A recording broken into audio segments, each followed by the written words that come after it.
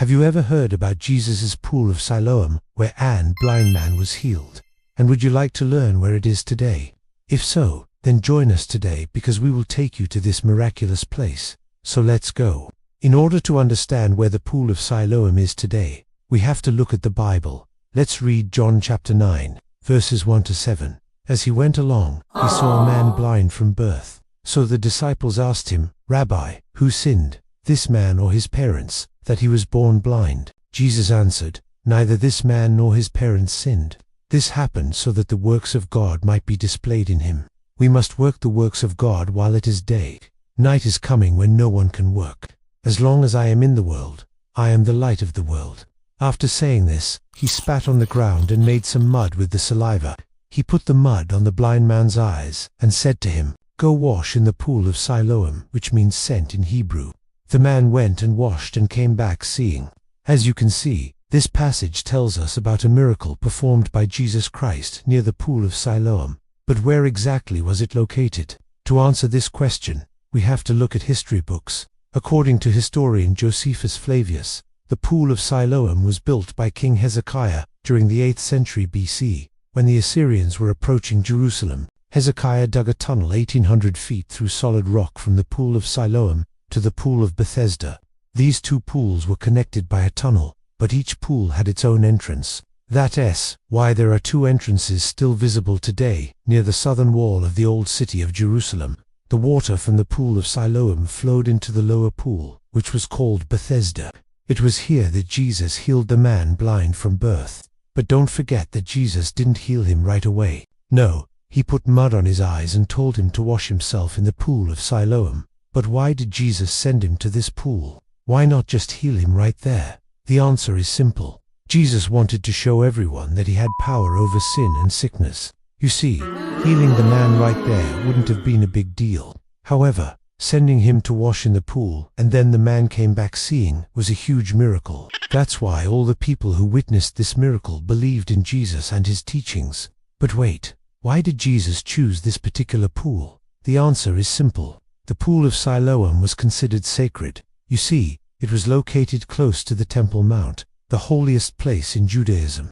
In addition, it was mentioned in the Old Testament as the place where the Messiah would perform his miracles. For example, in Isaiah 56 verse 7, we can read, "My house will be called a house of prayer for all nations, but you yourselves will be called by name and come from all parts of the world." And so Jesus chose the Pool of Siloam, because he knew that many people from different nations would gather there to pray, and that's exactly what happened.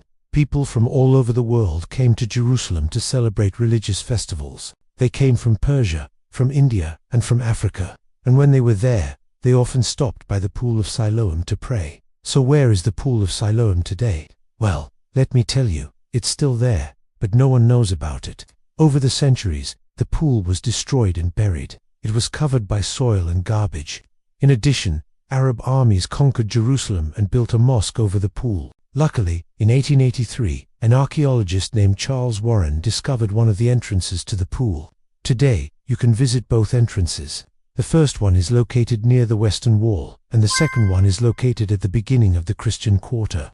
The entrance near the western wall is always crowded because tourists come from all over the world to see it. On the other hand, the second entrance is almost unknown. Only a few people visit it. Maybe you are one of them. So if you want to learn more about the history of Jerusalem, you can watch our video on the western wall by clicking on the link above. Now, let's go back to the pool.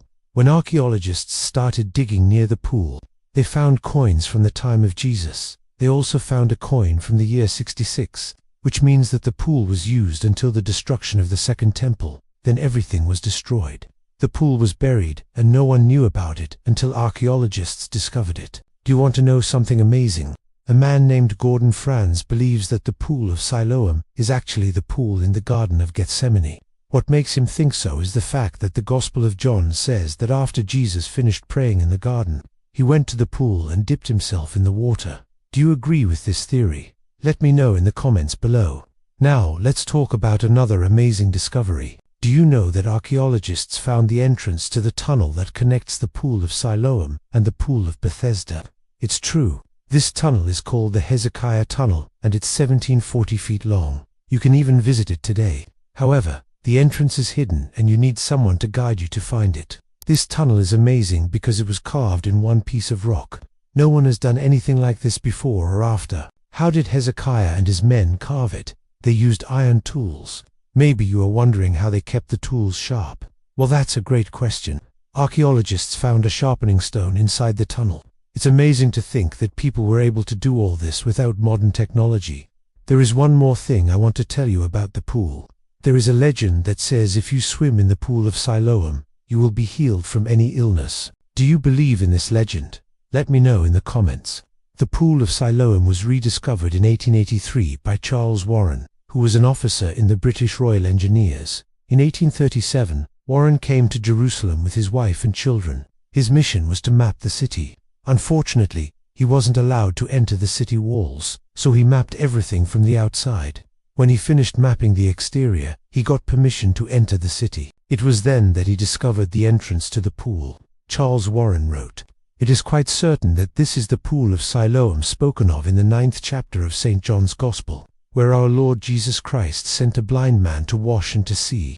Our Lord appears to have stood close to the south wall of the present Harem Esh-Sherif, the place now called the Mosque of Omar, and to have spat on the ground and made the clay with his spittle, and laid it on the eyes of the blind man." Warren believed that this pool was the only one mentioned in the Bible. However, he didn't know that archaeologists would later discover the other entrance and the Hezekiah tunnel. If you want to visit the Pool of Siloam, you can. However, you have to be careful because it's in an area controlled by Palestinians. That's why you shouldn't visit it alone. It's best to join a tour group. The entrance fee is $10. The opening hours are from Sunday to Thursday, 9 a.m. to 3 p.m., and on Friday, 9 a.m. to 12 p.m. Did you enjoy watching this video? Tell us in the comments. Please subscribe to the channel if you love discovering biblical places. Don't forget to like the video if you liked it. Thanks for watching. See you next time.